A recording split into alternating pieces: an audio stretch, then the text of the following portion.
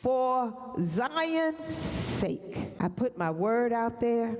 I said what I'm going to do. I said things are going to change. I said I'm going to lift you up. I said I'm going to move in your circumstance. I'm going to fight for you. Not only am I going to open my mouth and fight, change some things, but I'm getting ready to release my vengeance on your enemy. Now, saints of God, you got to know who your enemy is. Just because somebody didn't speak to you, that does not mean that they're your enemy. Because they don't like you, that does not mean that they are your enemy. Jesus said, forgive them because they don't know what they're doing. So he was dealing with the spirit that was leading them. So you need to fight the spirit that's using people. But now let's get it clear. The truth is, some people know what they're doing.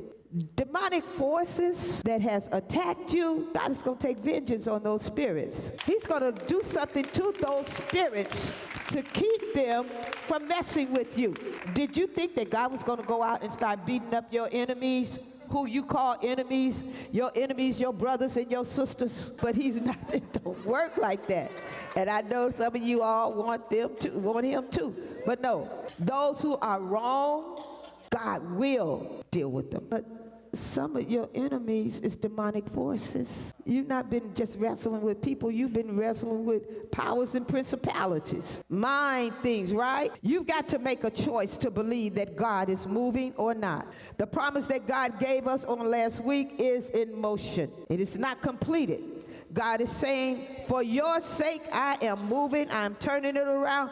Keep in mind the testimonies. Verse 2, and the Gentiles shall see thy righteousness, and all kings thy glory. Now, why would they say the Gentiles? Because it was the Gentiles and the kings that saw them fall. Those that think that you're falling, they don't know that God has put a net up under you. Those who say, well, you trusted God. Why are you serving God? And this is not happening, and that's not happening. They don't understand that there is a safety net up under you, baby. You can only go so far. And then God is restoring. God kept you where you were. And where you were, if you obeyed God, then you begin to develop a relationship with God. Yea, though I walk through the valley of the shadow of death, I will fear no evil. For what?